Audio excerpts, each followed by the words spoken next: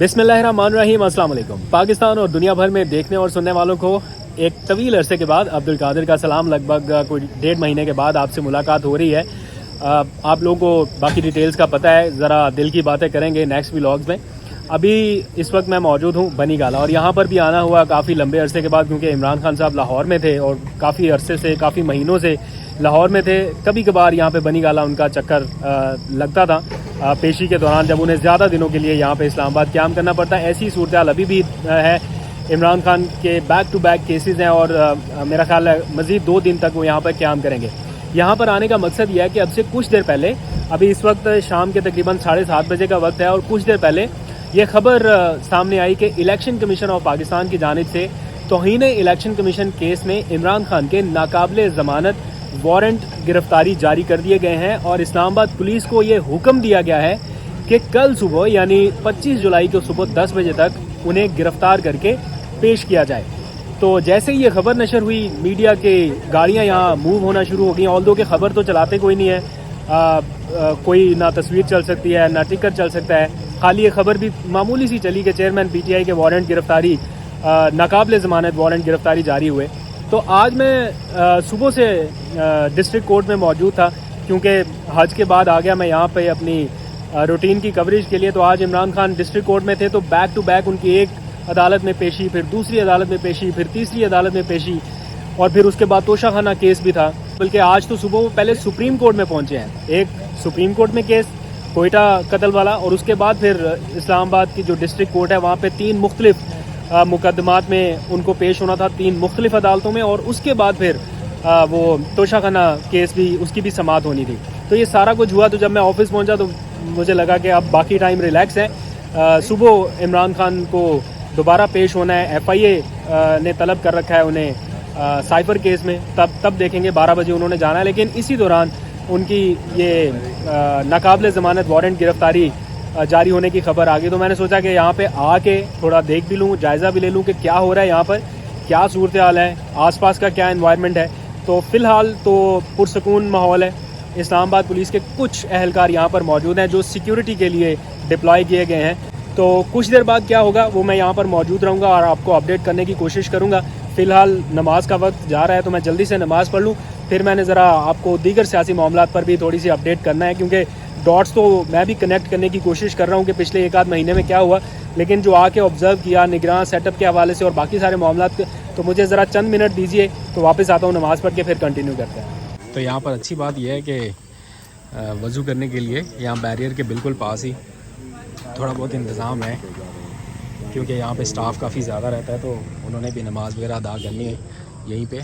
तो पानी के लिए यहाँ पर ये इंतज़ाम है, किसी ने ठंडा पानी पीना है, वज़ू करना है, फ़िल्टर वगैरह भी लगे हुए हैं। और यहाँ पे एक छोटी सी एक मस्जिद भी बनी हुई है, अगर किसी ने नमाज़ अदा करनी हो। वैसे तो खान साहब के घर में भी है, लेकिन यहाँ पर भी आप देख सकते हैं माशाल्लाह से लोग नमाज़ अदा कर रहे हैं। तो हम भी ज़रा जल्दी से पढ़ लें, फिर बात करते हैं। तो यहाँ पर आप देख सकते हैं रऊफ़ हसन साहब भी पहुँच चुके हैं इमरान खान से मुलाकात के लिए।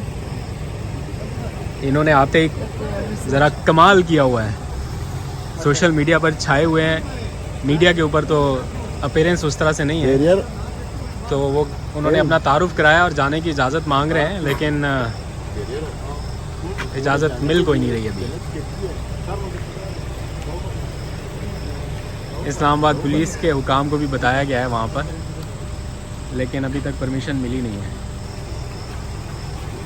रऊफ़ हसन साहब ने अब निकाल लिया अपना फ़ोन, और मीनवाइल यहाँ पर जो लोग मौजूद हैं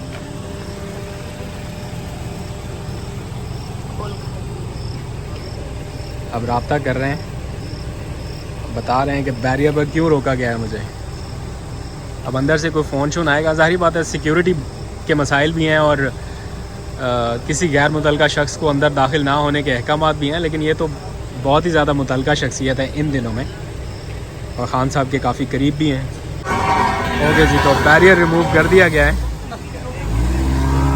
तो एज़ एक्सपेक्टेड इन्होंने जाना ही था। अब आहिस्ता आहिस्ता यहाँ पर पुलिस की नफरी जो है वो बढ़ रही है। जो व्हीकल्स हैं उनकी मूवमेंट जो है वो यहाँ पर हो रही है। आई डोंट नो कि शिफ्ट चेंज हो रही है या कोई और रीज़न है, लेकिन यहाँ पर मूवमेंट जो है वो होना शुरू हो गई है। वारंट जारी हुए हैं, क्या कहेंगे सर? वारंट जारी हुए, हम कल इलेक्शन कमीशन में पेश हो रहे हैं। ठीक है, थैंक यू।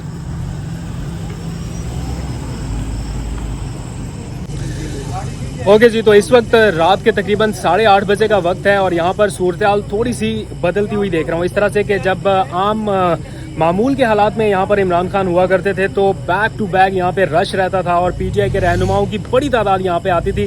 गाड़ी भी खड़ी करने की यहाँ पे जगह नहीं बचती थी, इतनी बड़ी तादाद में पीटीआई के रहनुमा यहाँ पर पहुँचते थे। लेकिन अब इक्का दुक्का रहनुमा यहाँ पर आ रहे हैं और ख़ास तौर पर जो कानूनी टीम के लोग हैं वो ज़्यादा तौर पर यहाँ पर आए हैं, उन्हें बुलाया गया है। मेन रहनुमाओं में शाह महमूद कुरैशी यहाँ पर अब से कुछ लम्हात पहले पहुँचे हैं। उसके अलावा जो बाबर अवान है कानूनी टीम के अहम रहनुमा, वो यहाँ पर पहुँच चुके हैं। जो दूसरे लॉयर्स हैं उनको भी यहाँ पर बुला लिया गया है और इमरान खान के जो वकील हैं वो भी यहाँ पर पहुँचे हैं और उनसे भी थोड़ी देर पहले हमारी बात हुई तो उन्होंने बताया कि इमरान खान साहब सुबह इलेक्शन कमीशन में पेश होंगे। दैट मीन्स के जो वारंट जारी किए गए हैं यानी शायद अब इसके ऊपर उस तरह से अमल दरामद नहीं होगा क्योंकि उनकी तामील कराई गई है। कुछ देर पहले इस्लामाबाद पुलिस के एहलकार यहाँ पर पहुँचे और जो इलेक्शन कमीशन का वारंट था वो उन्होंने यहाँ पर ला के दे दिया है। अंदर से टीम आई और वारंट लेके चली गई। अब उनके जो कानूनी टीम के लोग हैं वो ये बता रहे हैं कि हम सुबह इलेक्शन कमीशन पेश होंगे। दैट मीन्स के जो वारंट है उसकी तामील हो जाएगी।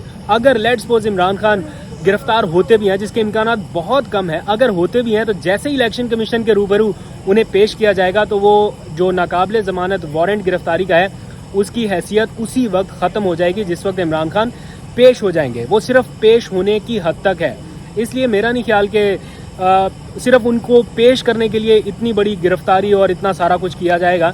ऑल्दो के यहाँ पर एफसी एहलकार मैं देख रहा हूँ वो रिप्लेस हो रहे हैं। इस्लामाबाद पुलिस की जो मूवमेंट है वो भी हल्की फुल्की यहाँ पर हो रही है। कोई ऐसा पैनिक जैसी सिचुएशन एट द मोमेंट मैं यहाँ पे नहीं देख रहा हूँ। इमरान खान साहब की ज़ेर सदारत कानूनी टीम का एक इजलास चल रहा है। उनके वकील की ये राय है कि नाकाबिले ज़मानत वारंट है, पेश हो जाएंगे, लेकिन अंदर क्या डिसीजन होगा वो कुछ देर में पता चल जाएगा। ओवरऑल इस वक्त बनी गाला में थोड़ा पुरसकून माहौल है और अभी तक कोई ऐसी पैनिक जैसी सिचुएशन नहीं है। लतीफ़ खोसा भी इस वक्त पहुंच चुके हैं इमरान खान से मुलाकात के लिए। कल सुबह हम पहले हाई कोर्ट में पेश होंगे, उसके बाद हम जाएंगे इलेक्शन कमीशन ऑफ पाकिस्तान में, बिल्कुल पेश होंगे। और मैं पिछली तारीख पे हमें नोटिस नहीं था, हम तो बाद में जब पता चला मैं चला गया था। निसार दुरानी साहब सीनियर मेंबर हैं इलेक्शन कमीशन के, उन्होंने मेरे से प्रॉमिस किया था कि हम ये ऑर्डर वापस ले लेंगे और आप अगली तारीख पे पेश हो जाएं। तो सो अकॉर्डिंगली हम ने पहले पेश होना था और कल हम जाएंगे। राइट। तो जनाब इमरान खान के वकला को आपने सुना, वो कह रहे हैं कि इलेक्शन कमीशन कोई अदालत नहीं है, इसलिए कोई ख़तरे की बात नहीं है कि इलेक्शन कमीशन इमरान खान को गिरफ्तार करा के कहीं जेल में रखवा सकता है। ऐसा नहीं है, उनके शायद इख्तियारात नहीं है। मैं कोई कानूनी माहिर नहीं हूँ, लेकिन उनके वकला ये समझते हैं कि इलेक्शन कमीशन के पास अदालत जैसे इख्तियारात नहीं है। तो देखते हैं कि अब इस बारे में मज़ीद क्या मुशावरत होती है। इस वक्त जब मैं बात कर रहा हूँ रात के तकरीबन 8:45 बजे का वक्त है और वकला की आमद का सिलसिला जारी है। यहाँ पर बाहर के माहौल में अगर बात करूँ तो कारकुनान जैसे बड़ी तादाद में आ जाया करते थे। अक्सर इमरान खान की मुमकिन गिरफ्तारी की खबर सुन के हमने बहुत बार यहाँ पर चक्कर लगाए, तो कारकुनान यहाँ पर ऐसा सच नहीं है। जिस किस्म के हालात हैं कारकुनान यहाँ पर आ भी नहीं सकते। सिर्फ वो लोग जो इमरान खान की कानूनी टीम से ताल्लुक़ रखते हैं या अहम रहनुमा हैं, सिर्फ वो यहाँ पर पहुँच रहे हैं और उसके अलावा सिर्फ सिक्योरिटी पर्सनल जो हैं वो यहाँ पर डिप्लॉय हैं ताकि अगर किसी भी किस्म की कोई लॉ एंड ऑर्डर की सूरत हाल है तो उसको काउंटर किया जा सके।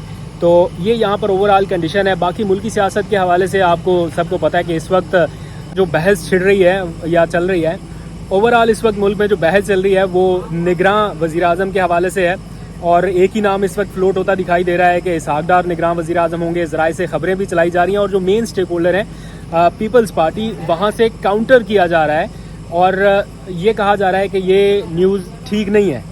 तो ये न्यूज़ अगर ठीक नहीं है तो गलत खबर देने वाले के ख़िलाफ़ कोई कार्रवाई बनती है या नहीं, या हुकूमत को ये ऐलान करे कि जनाब ये खबर गलत है, हम इसके ख़िलाफ़ कार्रवाई करते हैं। ऐसा होगा नहीं, क्योंकि जिसका नाम लिया जा रहा है निगरान वज़ीर आज़म के लिए वो ख़ुद भी तैयार है निगरान वज़ीर आज़म बनने के लिए। वज़ीर ख़जाना के तौर पे वो कामयाब हैं या नहीं है, लेकिन उनको उम्मीद है कि वो निगरान वज़ीर आज़म के तौर पे कामयाब ज़रूर हो जाएंगे। और जब एक टॉक शो में उनसे इस बारे में सवाल पूछा गया तो उन्होंने बड़े आराम से कह दिया कि देखिए मुझे जो भी जिम्मेदारी दी गई है आज तक वो मैंने पूरी की है, अगर ये जिम्मेदारी भी दी जाएगी तो पूरी करूँगा। तो इंटेंशन बड़ी क्लियर है। और दूसरी तरफ पीपल्स पार्टी जिस तरह से इसको निगेट कर रही है, जिस अंदाज से खबरें बताई जा रही हैं, तो मैं इस मीडिया इंडस्ट्री का हिस्सा हूँ, इसलिए आपको बता सकता हूँ कि ऐसी खबरें जो हैं वो जानबूझ के मार्केट में डाली जाती हैं, एक तो रिएक्शन चेक करने के लिए, और फिर जानबूझ के उसको निगेट भी किया जाता है ताकि हमारी तरफ से वो एक लेवल बरकरार रहे कि देखें जनाब हम इतनी आसानी से नहीं माने या जो भी है। मुझे नहीं पता बैकडोर क्या हिकमत अमली है, लेकिन जिस तरह से तरामीम की जा रही हैं या जिस तरह से एक ग्राउंड सेट किया जा रहा है, उससे तो यही लग रहा है।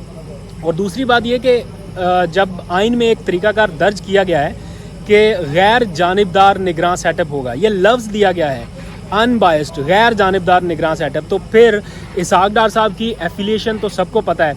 ऑल्दो के मैं यहाँ पर ये कदरे बेहतर समझता हूँ कि किसी ऐसे शख्स का आ जाना जो इकोनॉमी को ना समझता हो इन हालात में, उसकी बजाय किसी इकोनॉमिस्ट का मामलात मुल्की मईशत के हवाले से चलाना निगरान दौर में, वो शायद बेहतर रहेगा। लेकिन स्टिल इसहाक डार की जगह उस तरह से बनती नहीं है और इसके ऊपर बहुत ज़्यादा रिएक्शन आएगा। इसके ऊपर पीपल्स पार्टी रिएक्शन दे रही है, पीडीएम की दूसरी जमातें हल्का फुल्का रिएक्शन दे रही हैं, तो हल्की फुल्की मौसीकी तो चल ही रही है, लेकिन बाय द एंड यहाँ पर कोई भी चीज़ बाय द बुक इस वक्त नज़र नहीं आ रही। जहाँ पर कॉन्स्टिट्यूशन के ऊपर अमल दरामद नहीं हुआ, आइन के ऊपर अमल दरामद नहीं हुआ, वहाँ पर इस मामले में क्या अमल दरामद होगा। इमरान खान ने भी इस मामले पर अपनी तशवीश का इजहार किया है, लेकिन वो खुद इतने मसाइल में उलझे हुए हैं या इतनी ज़्यादा चीज़ों में उनको उलझा दिया गया है कि वो शायद इस मामले पर उस तरह से वोकल होकर अपनी आवाज़ ना उठा सकें जिस तरह से उन्हें बतौर अपोजिशन लीडर उठानी चाहिए। यहाँ पर अपोजिशन किसको कंसीडर किया जा रहा है? राजा रियाज को। ये कहा जा रहा है कि अगर हुकूमत और अपोजिशन कोई फैसला कर लें या ये तय कर लें कि इसहाक डार ने बनना है तो फिर वही बनेंगे। तो अपोजिशन से मुराद क्या है? राजा रियाज। और राजा रियाज साहब भी जैसे चेयरमैन नैब के मामले पर अपना मौक़िफ़ देते थे कि जनाब अभी डेडलॉक पैदा हो गया, शदीद डेडलॉक पैदा हो गया, ये ज़राए से खबरें चलाया करते थे। जब चेयरमैन नैब की तैनाती होनी थी तो ये खबरें आती थी ज़राए से कि जनाब वज़ीर आज़म और अपोजिशन लीडर यानी राजा रियाज में शदीद किस्म का डेडलॉक पैदा हो गया। लेकिन हमें भी पता है कि किस किस्म का डेडलॉक होगा। जो उनके टिकट पर इलेक्शन लड़ना चाहते हैं वो उनके साथ क्या खाक डेडलॉक करेंगे?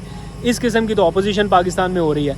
तो मुझे नहीं लगता कि निगरान वज़ीर आज़म के लिए राजा रियाज की कोई कही हुई बात या कोई राय या उनका कोई फ़ैसला मायने रखता होगा।